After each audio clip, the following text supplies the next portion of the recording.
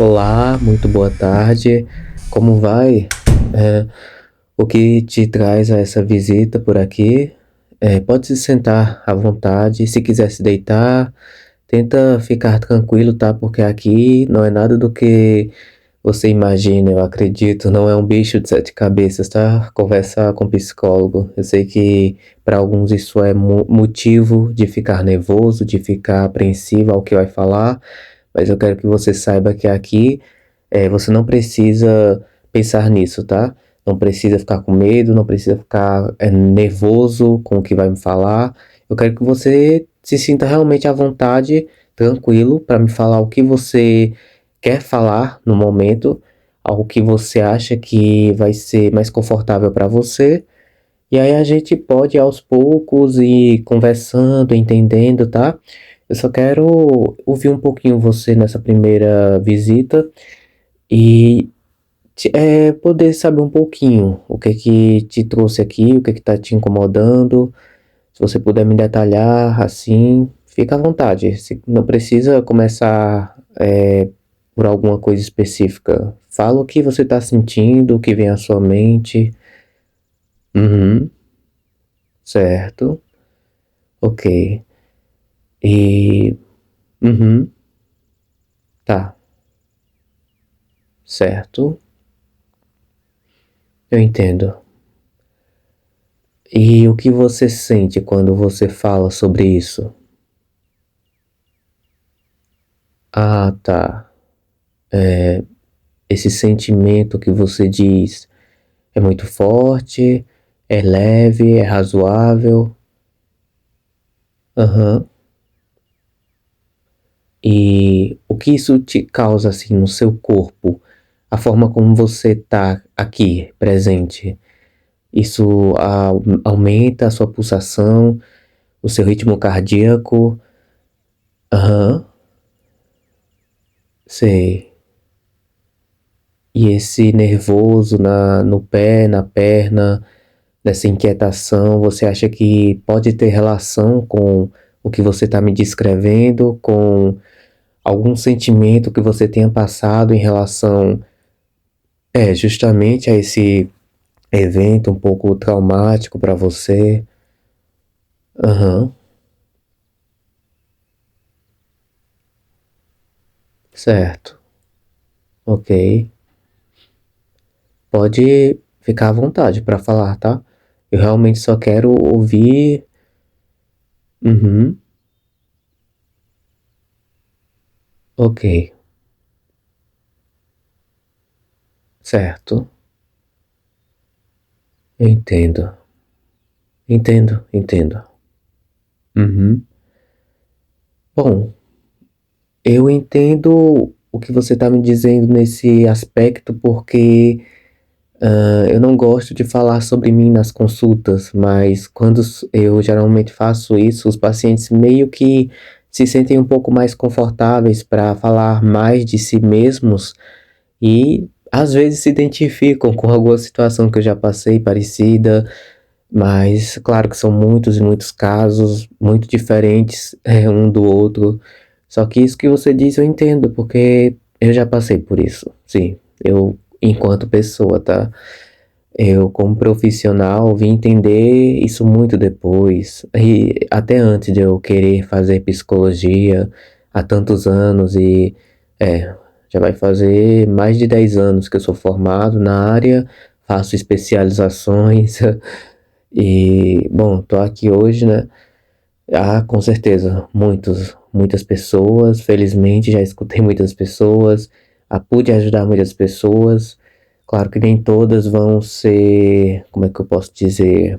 Não, como é, perdão, nem todas vão entender realmente o que eu quero passar para elas ou o que consiste, né? Elas estarem aqui para eu poder entender, porque realmente há muita essa questão do preconceito, a questão de as pessoas acharem que psicólogo é só um especialista para quem tem sérios problemas mentais, que são pessoas que já estão no nível de serem internadas em uma clínica e por aí vai, né? Todo esse monte de estigmas que não tem fundamento nenhum, porque a gente está falando da saúde psicológica, nosso cérebro, que é muito guerreiro para aguentar muitas vezes coisas que a gente passa e acha que vai ficar tudo bem, o que tá tudo bem, mas quando é depois, quando a gente menos espera, a gente fica se martirizando com esses sentimentos, com determinados eventos traumáticos. Às vezes até uma coisinha boba, né? Que a gente coloca na nossa mente, algo que uma pessoa falou justamente, e aí a gente fica com aquilo martirizando, martelando na cabeça o dia todo, ou a semana toda. Realmente questões assim que a gente tem que entender. Às vezes a gente não consegue fazer isso sozinho, a gente precisa de alguém para fazer, para olhar isso pela gente, de fora. Então é para isso que a gente tá aqui, né? A gente, enquanto psicólogo ou psiquiatra, que independente da área ou da especialização, tá aqui para ajudar, para entender você. Uhum. Mas pode continuar. Aonde você parou, se quiser contar sobre outra coisa que te incomoda. Aham, certo. Entendo, entendo, entendo.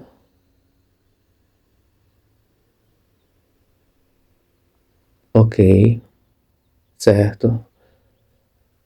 É, sim, sim. É, bom, eu já falo sobre isso porque você realmente me lembrou que eu esqueci de falar sobre mim, no que você tinha falado anteriormente, em relação a essa situação que você já passou de traumas, de bullying ou de traumas vividos em casa, eu também já passei por isso. Eu não gosto de falar, nem é correto um especialista envolver seus problemas com os pacientes, mas eu não sei por que você me inspira um pouco de confiança. Não tô falando isso só pra você se sentir, sei lá, mais confortável e me falar mais coisas, porque eu tô meio que fazendo uma pegadinha com você. Ai, tá, isso foi bem específico, né? Mas não, realmente quando eu me sinto confortável, quando eu vejo que é adequado, claro, eu mencionar algo sobre a minha pessoa, longe do profissional, do profissionalismo, eu geralmente faço isso porque não só as pessoas ficam confortáveis, como eu disse, mais confortáveis, mais confiantes, como também às vezes ajuda a entenderem um pouco, porque, bom, eu não fiz muito em relação a essa questão que você disse do bullying.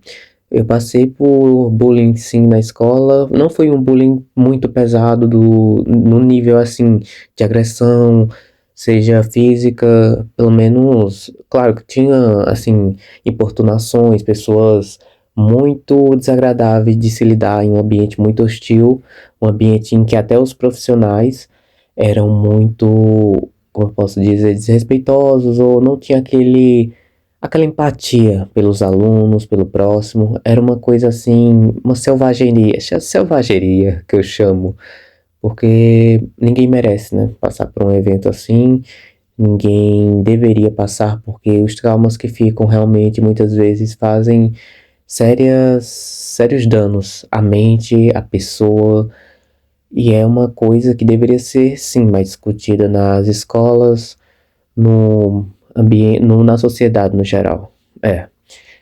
E, bom, aham, eu entendo. É, uhum. No seu caso é bem mais sério, né? Porque envolve a violência física, envolve a questão da violência psicológica, do abuso psicológico, de colocarem você em um patamar e um nível muito difícil, muito triste, digamos assim. Mas, claro, claro, deixar você triste, mexer com a sua autoestima. Aham, sim, sim. Aham, sim, sim. Bom, isso eu não posso dizer por agora, né?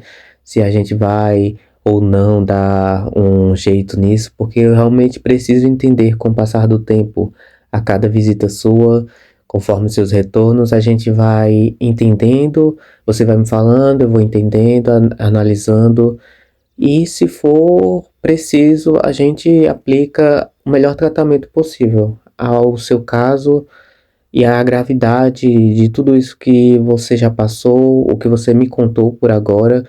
E se quiser contar mais alguma coisa, pode ir falando, tá? Aham, sei, sei. Uhum.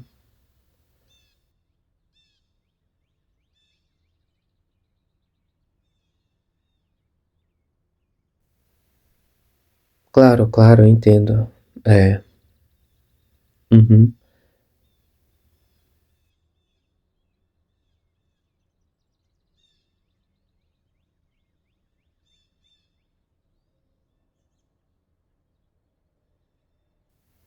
É, realmente. Bom, quando envolve essa questão do bullying, como eu disse, pra mim, a minha pessoa, longe do profissionalismo, do profissional, foi bem difícil, mas pra você também, e duas vezes pior. É, que bom que você conseguiu, enfrentar isso de uma maneira mais leve, porque não é todo mundo que, né, passaria por isso e enfrentaria isso numa boa.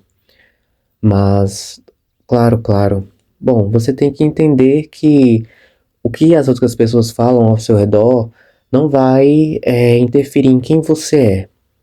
É, as pessoas podem falar 1.300 ou 400 ou 800 coisas sobre você, a sua aparência, sobre a sua pessoa, mas o que você decide, o que você quer absorver de cada uma das palavras é realmente ficar a sua escolha, a sua opção. Eu sei que, claro, isso não é fácil da gente escolher o que a gente filtra em meio a tantas palavras ditas sobre a gente, ao nosso redor, em tais ambientes. Só que eu acho importante que as pessoas comecem a praticar isso. Eu sempre digo aos meus pacientes que não absorvam tudo ao seu redor. Não sejam pessoas que pegam tudo ao redor e guardam para si.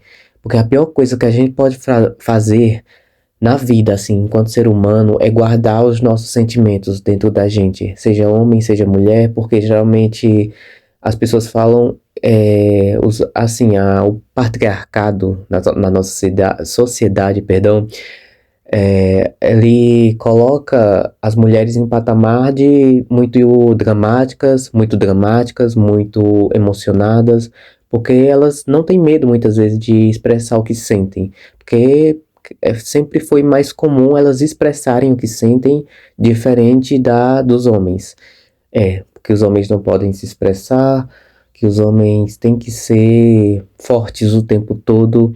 A gente sabe que isso é uma questão estrutural, de um machismo estrutural, e, claro, isso pode levar anos para ser desconstruído, para ser entendido, não só do ponto de vista é, social, mas também de psicológico, porque isso não é só sobre uma questão de o que o que é correto, o que é, como eu posso dizer, agradável, porque isso a gente está falando sobre uma questão de saúde psicológica e não só sobre comportamentos de um indivíduo masculino, feminino, ou que muitas vezes não se identifica entre um ou outro, porque isso também envolve questão como eu posso dizer, a sexualidade, a identidade de gênero também está ligado e fortemente à psicologia, ao psicológico, porque a maioria das pessoas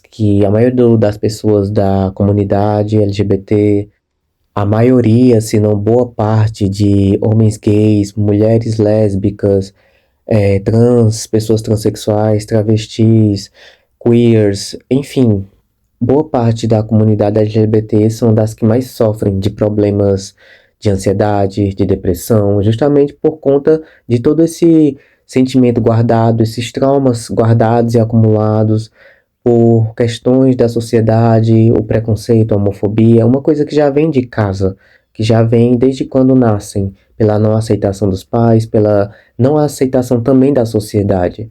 Então eles vão crescendo cada vez mais com isso e muitas vezes acabam envolvidos em pensamentos ansiosos, pensamentos depreciativos sobre sua aparência, sobre como eles devem se comportar ou o que eles devem fazer para serem mais aceitos ao redor, pelas pessoas ao seu redor, o que, enfim, que sejam vistos como alguém que possam não ser só visto como uma sexualidade, como uma identidade de gênero, que sejam vistos como pessoas e seres humanos.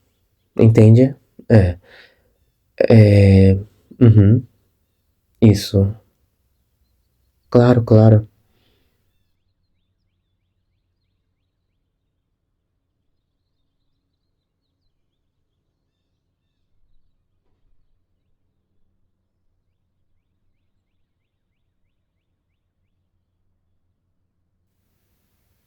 É, uhum,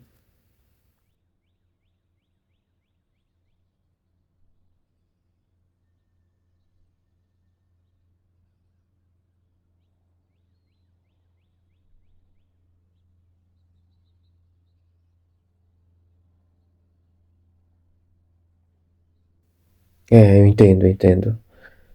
E que bom que você se sentiu à vontade para falar, que você. Aham, claro, claro, não. Sim, certo, certo. Ah, uhum.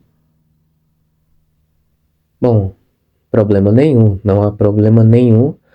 Que bom que você reconhece que não há problema nenhum em você se identificar como uma pessoa da comunidade LGBT.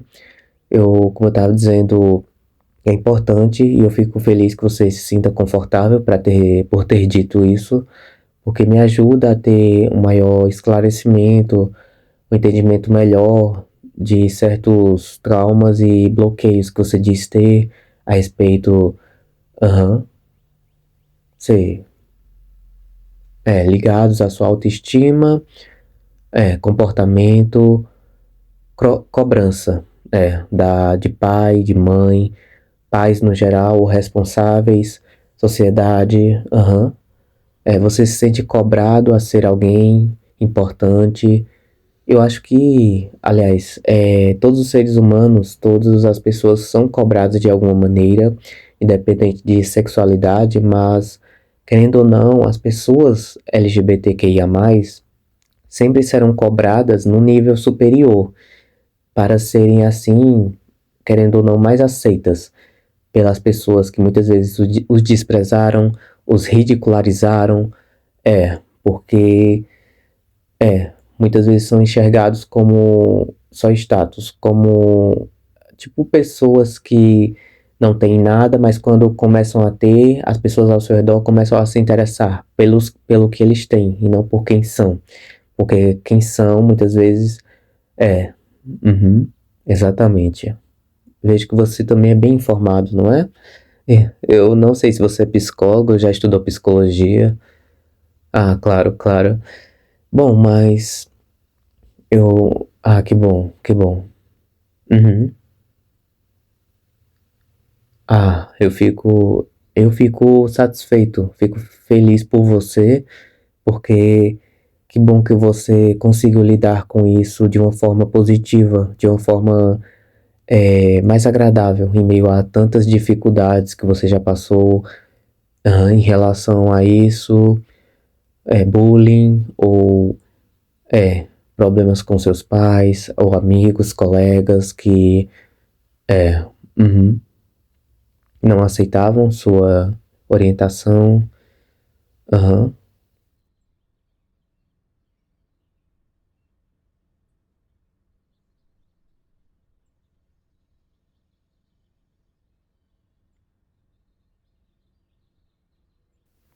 Mas para você, como você se sente em relação a isso? Tirando todas as pessoas ao seu redor, pai, amigo, mãe, parente que seja, qualquer pessoa que não tem a ver com você, como você se sente por dentro? O que que o fato de você ser quem você é te altera ou te faz sentir em relação a isso? Uhum,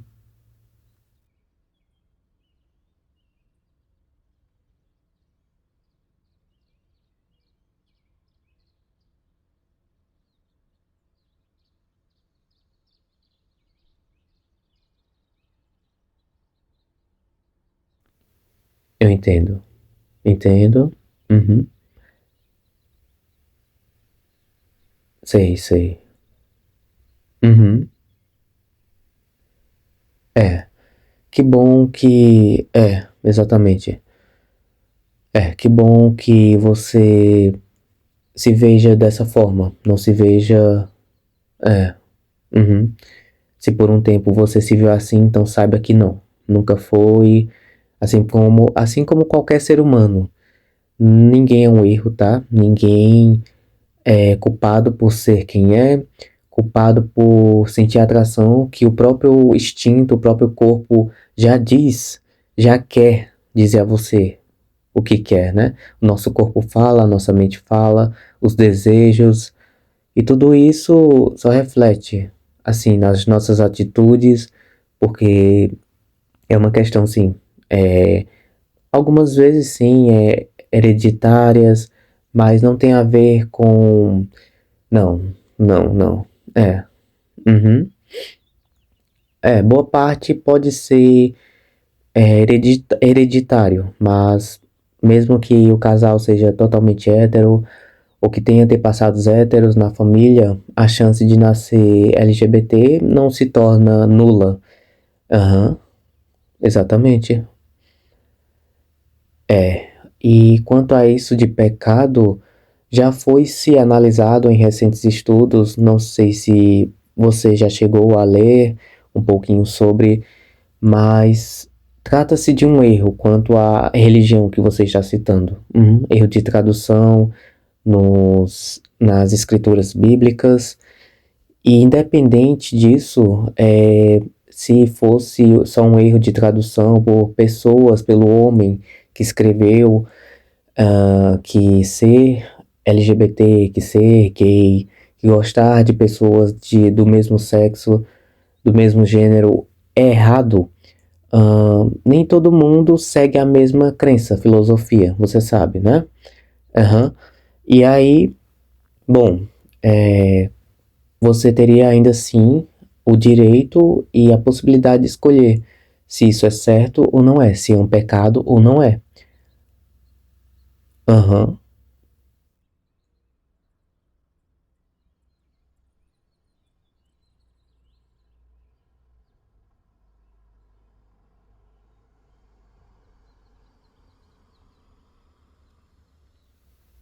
Bom, pra mim não é. Não, porque, bom, eu mais uma vez fugindo do profissional que eu sou, do profissionalismo, se eu puder te confessar que eu também sou LGBT, talvez isso justifique boa parte do meu entendimento, da minha empatia por você.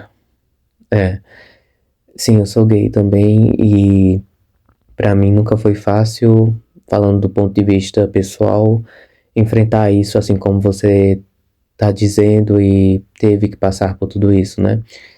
No seu caso, você, aham, teve teve que ser exposto, mesmo não querendo, desde cedo, né? E então foi bem mais complicado para você lidar com tudo isso tão novo, com essa pressão, por alguém ter dito isso por você e não você ter encarado isso em algum momento, ainda que levasse anos, porque todo mundo tem o seu tempo, ninguém vai se assumir no tempo de fulano, de ciclano, cada um tem o seu tempo de entender, de se sentir bem consigo mesmo e de mostrar para o mundo quem você é. Ou também não precisa mostrar, sabe? Você pode fazer isso até no final de sua vida. Você pode chegar aos 70 anos sem querer se assumir e só aí, sei lá, eu vou querer me assumir agora, aos 70 anos de idade, não tem problema nenhum. Porque, às vezes, com certeza é chato, muitas vezes, que as pessoas querem te forçar, até pessoas da própria comunidade, a te tirar do armário que eles acham, não é? Aham.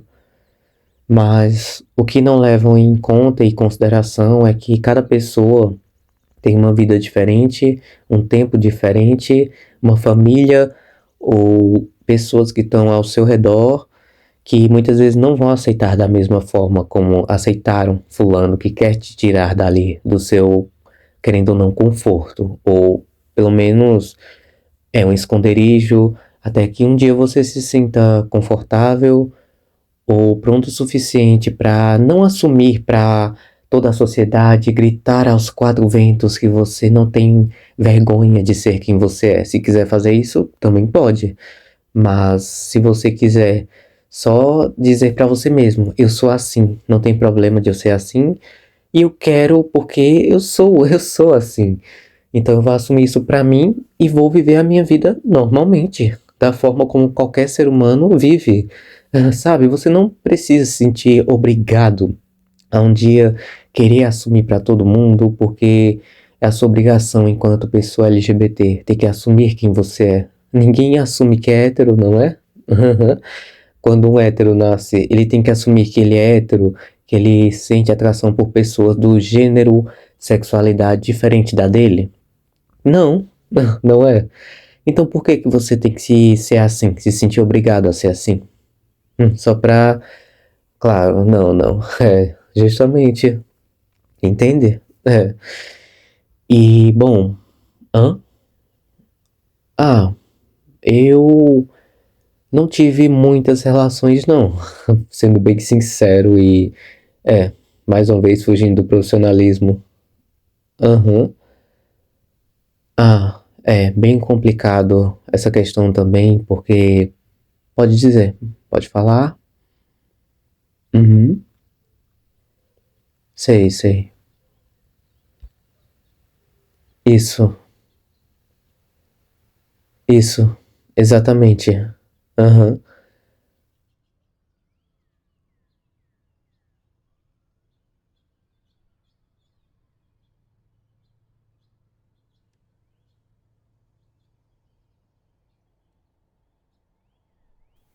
Nesse ponto de vista, relacionamentos, as pessoas acham que é muito complicado, que é assim, tem que ser perfeito. Até no mundo LGBT é muito idealizado, muitas vezes por conta de falta de referências, seja no meio audiovisual, no meio da sociedade, porque é uma coisa que não é representada pra gente. Eu tô falando no pessoal também, porque não sei se no seu tempo, porque sua idade, perdão, eu acho que eu não cheguei a perguntar quantos anos você tinha. Ah, eu sou um pouquinho. Quer dizer, só sou uns 2, 3 anos mais. Não, 2 anos mais velho. Só que, bom, eu acredito que se você lembra um pouco desses tempos mais antigos, nunca houve uma representatividade tão forte que nem hoje em dia, igual aos dias de hoje, que a gente vê mais casais LGBT se assumindo para o mundo, embora ainda haja muito preconceito e LGBTfobia, mas o avanço foi significativo, porque há tempos atrás isso era um tabu muito forte comparado a hoje, né? Sempre foi, e que bom que com o passar do tempo realmente sim as gerações estão mais abertas quanto a isso, mas quanto ao quesito psicológico, então tem muitas pessoas ainda que têm esse estigma, que não relacionam as questões de sexualidade, identidade de gênero, quanto à sua saúde psicológica, quanto ao psicológico, e até pessoas que têm dificuldade em aceitar ou entender como funciona a sua heterossexualidade. Todo mundo tem suas questões, seus medos, suas limitações, seus traumas em relação ao que diz respeito à psicologia, porque é uma coisa que, é, quando é vista de fora, fica mais fácil por alguém que entende, que tá ali para analisar, te ajudar, aconselhar. É, exatamente. Bom, Como eu disse, eu não tive muitos relacionamentos porque não que tenha sido muito problema, mas por conta do bullying e desse problema de pais narcisistas, foi mais em relação à mãe, mas enfim, na verdade foi uma questão limitada minha também, porque eu não quis me dar a oportunidade, jovem. Então foi uma coisa que eu vim experimentar muito mais tarde, assim. É, durante a minha adolescência, infância não dá, né? Até não pode, na verdade. Muitas pessoas começam a ter ali aquele sentimento, aquela paixão na infância, é uma coisa que geralmente acontece. É, é uma coisa pura, não é uma coisa que as crianças enxergam com a maldade que nem as pessoas adultas enxergam, porque isso é uma coisa idealizada na nossa mente, na mente de muitas pessoas, porque casais não, crianças héteros que demonstram um sentimento puro, ingênuo, muitas vezes as pessoas, a sociedade está acostumada a ver isso, né?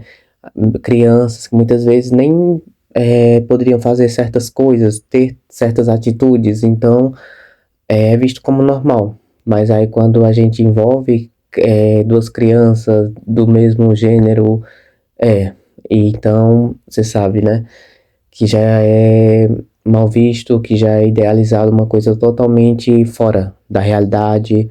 Aham. Então é uma questão estrutural, social, que a sociedade ainda precisa entender, tratar isso, porque é uma coisa pura, pura psicológica, realmente. Totalmente idealizada em suas mentes, porque na infância essa paixão, ela é pura. Na adolescência, você vai entendendo mais sobre o seu corpo, vai entendendo mais do que você sente, sobre os seus sentimentos, né? Tanto é que a adolescência é um dos períodos mais difíceis, fora a fase adulta, mas é um dos mais difíceis porque a gente tá crescendo, a gente tá entendendo, tá quebrando a cara, né? A gente tá vivendo, sendo nós mesmos, descobrindo o que nós gostamos, o que nós queremos fazer, talvez.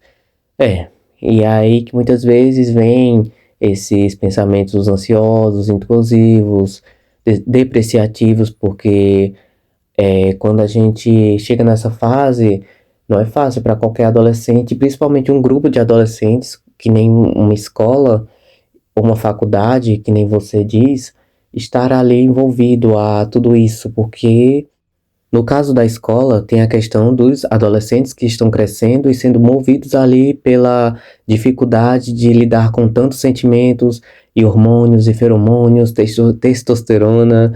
Já na faculdade, são mais problemas mal curados, traumas mal curados, mal resolvidos, que muitas vezes refletem na atitude de muitos adultos que agem como adolescentes ainda, que não saíram do ensino médio, estão na quinta série e agem dessa forma para disfarçar a frustração, a não aceitação. E esses comportamentos, é, são, são um reflexo do que passaram ou na infância ou na adolescência, exatamente. E por isso que é importante, entende? É isso que a gente tenta dizer e tenta mostrar, tenta fazer com que as pessoas entendam que é importante sim você procurar um especialista, uma ajuda quando você mais precisar, para entender o que que tem na sua mente, o que que você está passando, o que você passou, o que não ficou resolvido no seu passado, para que você não continue prolongando o sentimento que muitas vezes não está te fazendo bem. Que você não conseguiu resolver sozinho, que você muitas vezes queria ter tido uma ajuda, não só talvez de uma mãe, de um parente, de um amigo, mas de alguém que visse por fora, que não te conheça, e aí tente te orientar, te dar uma saída, te dar uma solução, uma contrapartida. Eu sei que muitas vezes a gente não vai esquecer, assim, no estalo, o que a gente passou, porque esquecer a gente nunca esquece, né? Boa parte dos nossos traumas e momentos difíceis, porque eles estão ali como uma espécie de cicatriz, que quando a gente vê que já tá fechada, a gente não pode mais mexer, porque se mexer a gente sabe que, né, machuca.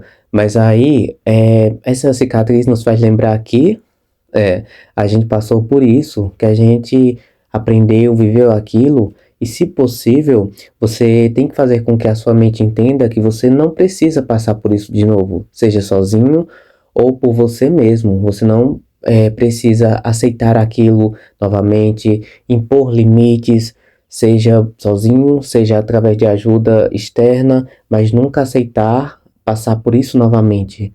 Tô até fugindo um pouco do profissionalismo, do que eu costumo falar. Tô falando um pouco mais da minha, enquanto pessoa, mas que bom, realmente, que você que não tem problema pra você, que você consiga entender. Só que, como eu tava dizendo, é importante que a gente aprenda com essas cicatrizes, com esses traumas, com isso que deixou a nossa vida marcada, algo marcado na gente, e a gente se torne mais forte através disso, cresça através disso, se imponha, tenha mais coragem, tenha mais determinação. Exatamente. E. Aham, isso, exatamente. Exato. Aham, claro, claro. Ah, eu. Sim, sim. Como eu disse, pelos traumas que eu passei. Muitos deles foram relacionados a não só relações amorosas, sentimentais, porque boa parte, assim, metade sim, metade não, porque eu já tentei me relacionar, como eu disse a você, tanto na adolescência quanto agora na fase adulta, teve relacionamentos bem frustrados aí também, e que assim, eu entendi, fui entendendo, ainda tento entender, porque até pra gente que é psicólogo, a gente tá aqui quanto profissional, mas como pessoa a gente também é um ser humano, que a gente tem que entender nossos sentimentos e limitações. E, uhum, é, eu sempre tento dizer a mim mesmo que não vai ser um relacionamento que vai te realizar por completo. O que você faz, o que te motiva a seguir em frente, o seu propósito de vida é sempre maior do que qualquer coisa que só venha a somar na sua vida. Um relacionamento é basicamente isso, que vem a somar, que vem a acrescentar, seja uma pessoa, uma palavra, um amigo, ou um colega, ou uma visão diferente, ou um mundo diferente, talvez, do seu. No quesito, talvez um lugar diferente, ou então coisas que eu disse relacionadas a isso, pensamento, exato. Mas a gente não é totalmente dependente disso, de um relacionamento, de estar com uma pessoa. É algo biologicamente, algo que durante a nossa sociedade a gente sempre foi assim.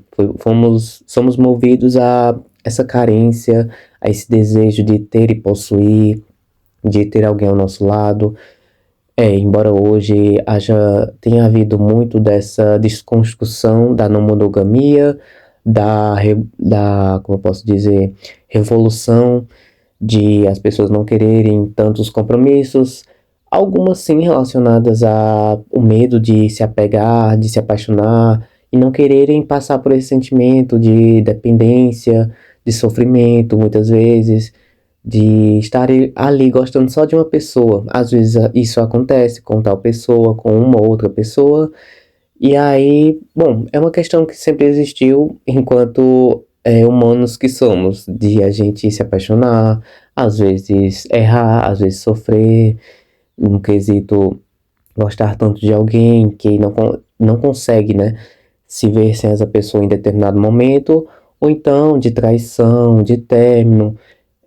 Nossa, sim, já atendi várias pessoas que tiveram dificuldade de entender sobre que a pessoa a qual elas amavam já não as amavam mais e que já estavam com outras, não queriam ter nada mais. Só que nem todo mundo entende de uma forma clara que você não é mais amado por outra pessoa, aquela pessoa que você amava, e que tal pessoa não tá te correspondendo, que o amor que você sente muitas vezes é obsessão, muitas pessoas ficam obcecadas por amar tanto, por desejar mais uma presença, não é tanto aquela pessoa, é mais uma presença para não ficar sozinho, porque a solidão também é um medo que as pessoas têm sempre tiveram e sempre vão ter, eu acredito, independente não só de relacionamentos, ou uma pessoa que ama, uma pessoa que tá ali pra ser companheiro, companheira, entende? É, é isso. Então, bom, é isso, exatamente. Aham.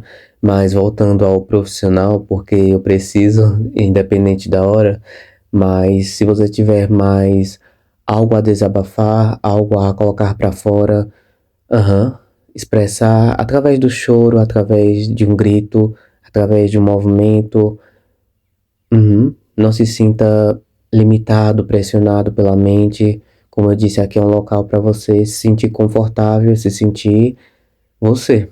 É como se você estivesse conversando com a sua mente. Você, seus pensamentos, sua mente. Aham, isso. Muito bem. Uhum, muito bem, então.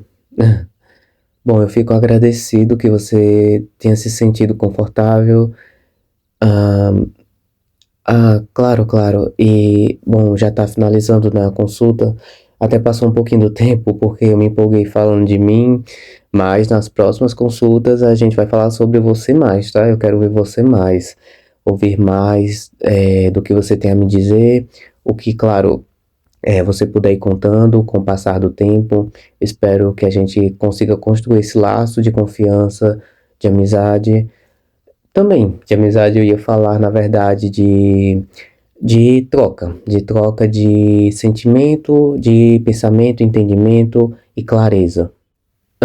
Bom, mas se você quiser, a gente pode construir talvez um certo laço de amizade, coleguismo. Geralmente não acontece, mas não é que seja totalmente errado.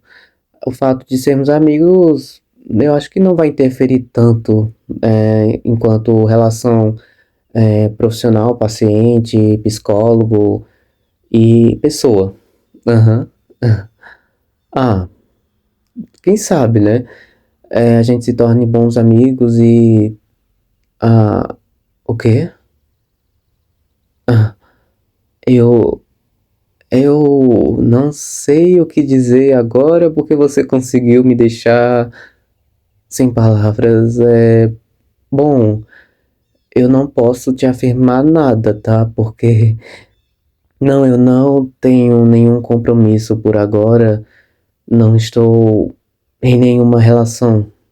Mas ah, eu. A gente pode ver isso aí direitinho, tá? Eu vou tentar, como eu disse, é,